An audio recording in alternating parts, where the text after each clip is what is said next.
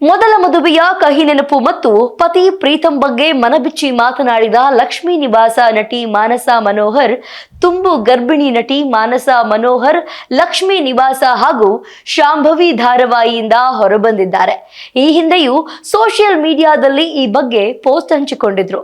ಇದೀಗ ಪ್ರೆಗ್ನೆನ್ಸಿ, ಮೊದಲ ಮದುವೆ, ತಮ್ಮ ಪತಿಯ ಸಪೋರ್ಟ್, ಧಾರಾವಾಹಿಯಿಂದ ಹೊರಬಂದಿದ್ಯಾಕೆ ಅನ್ನೋದರ ಬಗ್ಗೆ ಮಾತನಾಡಿದ್ದಾರೆ.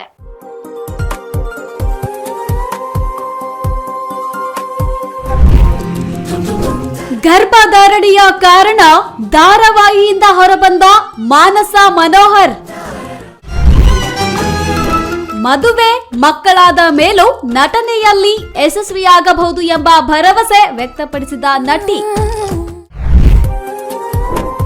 ಮೊದಲ ಮದುವೆ ಮುರಿದು ಬಿದ್ದ ಬಗ್ಗೆ ಮಾನಸ ಮನೋಹರ್ ಹೇಳಿದ್ದೇನು?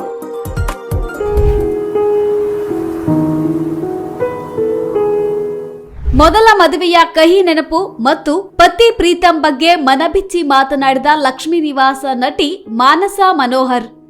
ತುಂಬು ಗರ್ಭಿಣಿಯ ನಟಿ ಮಾನಸ ಮನೋಹರ್ ಲಕ್ಷ್ಮೀ ನಿವಾಸ ಹಾಗೂ ಶಾಂಭವಿ ಧಾರಾವಾಹಿಯಿಂದ ಹೊರಬಂದಿದ್ದಾರೆ. ಈ ಹಿಂದೆಯೂ ಸೋಷಿಯಲ್ ಮೀಡಿಯಾದಲ್ಲಿ ಈ ಬಗ್ಗೆ ಪೋಸ್ಟ್ ಹಂಚಿಕೊಂಡಿದ್ದರು.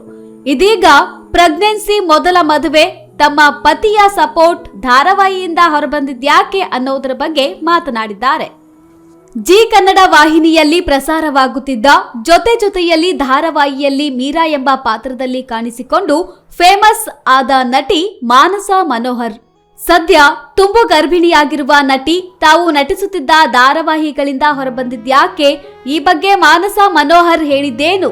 ನನಗೆ ಎಷ್ಟು ಜನ ಫ್ಯಾನ್ಸ್ ಮತ್ತು ಪ್ರೇಕ್ಷಕರೇ, ಮೇಡಮ್ ನೀವು ಇವಾಗ ಆರಾಮಾಗಿ ರೆಸ್ಟ್ ತಗೊಳ್ಳಿ, ಶೂಟಿಂಗ್ ಸಾಕು, ನಿಲ್ಲಿಸ್ಬಿಡಿ, ಕೆಲಸ ಯಾವಾಗ್ಲೂ ಇರುತ್ತೆ, ಲೈಫ್ ನಲ್ಲಿ ಈ ಟೈಮ್ ಮತ್ತೆ ಮತ್ತೆ ಬರೋದಿಲ್ಲ. ಸೀರಿಯಲ್ ಫೀಲ್ಡ್ ನಲ್ಲಿ ನೀವು ತಾಯಿಯಾದ್ರೂ ಅಷ್ಟೇ, ಅಜ್ಜಿ ಆದ್ರೂ ಅಷ್ಟೇ, ನೀವು ಕೆಲಸ ಮಾಡುತ್ತಲೇ ಇರಬಹುದು. ಈಗ ಸಿನಿಮಾಗಳಲ್ಲೂ ಹಾಗೆ ಆಗಿಬಿಟ್ಟಿದೆ. ಮದುವೆ, ಮಕ್ಕಳಾದ ತಕ್ಷಣ ಅವಕಾಶಗಳು ಸಿಗೋದಿಲ್ಲ ಅನ್ನೋ ಕಾಲ ಈಗ ಹೊರಟು ಹೋಗಿಬಿಟ್ಟಿದೆ. ಎಂತಹ ದೊಡ್ಡ ದೊಡ್ಡ ಸೆಲೆಬ್ರಿಟಿಗಳೇ ಮದುವೆ ಆಗಿ ಎರಡೆರಡು ಮಕ್ಕಳು ಮಾಡಿಕೊಂಡ್ರು ಕೂಡ ತುಂಬಾ ಸಕ್ಸಸ್ಫುಲ್ ಆಗಿದ್ದಾರೆ. ಹಾಗಾಗಿ ನೀವು ಈಗ ಬ್ರೇಕ್ ತಗೊಳ್ಳಿ ಅಂತ ಫ್ಯಾನ್ಸ್ ಹೇಳಿದ್ರು ಎಂದು ಮಾಧ್ಯಮಗಳಿಗೆ ಮಾನಸ ಮನೋಹರ್ ಹೇಳಿಕೊಂಡಿದ್ದಾರೆ. ಆದರೆ ನಾನು ಇವಾಗ ಏನೋ ಒಂದು ಕಮಿಟ್ಮೆಂಟ್ ಕೊಟ್ಟಿರ್ತೇನೆ ಅಂತಂದಾಗ ಆ ಪಾತ್ರಕ್ಕೆ ಒಂದೊಳ್ಳೆಯ ಟ್ರಾನ್ಸಿಷನ್ ಸಿಗಬೇಕು. ನನಗೆ 3 ತಿಂಗಳು ಮುಗಿಯುತ್ತಿದ್ದಂತೆ 2 ಸೀರಿಯಲ್ ಟೀಮ್ ಮತ್ತು ಚಾನೆಲ್ಗೆ, ಪ್ರೊಡಕ್ಷನ್ ಹೌಸ್ಗೆ ಇನ್ಫಾರ್ಮ್ ಮಾಡಿದ್ದೆ.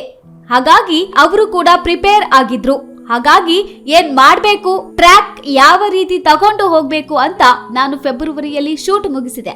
ಆಡಿಯನ್ಸ್ ಕೂಡ ಯಾರೂ ಬೇಜಾರಾಗಿಲ್ಲ ಎಂದಿದ್ದಾರೆ ಮಾನಸ ಮನೋಹರ್. ಒಂದು ಮದುವೆ ಏನಕ್ಕೆ ಮುರಿದು ಬೀಳುತ್ತೆ ಅಂತಂದ್ರೆ ಅಲ್ಲಿ ಇನ್ನೂ ಏನೋ ಸ್ವತಃ ಉಳಿದುಕೊಂಡಿಲ್ಲ. ಆ ಕಾರಣಕ್ಕೆ ಅದು ಮುರಿದು ಬೀಳುತ್ತೆ. ಅದು ಫಿಸಿಕಲಿ ಇರಬಹುದು, ಮೆಂಟಲಿ ಇರಬಹುದು, ಎಮೋಷನಲ್ ಇರಬಹುದು.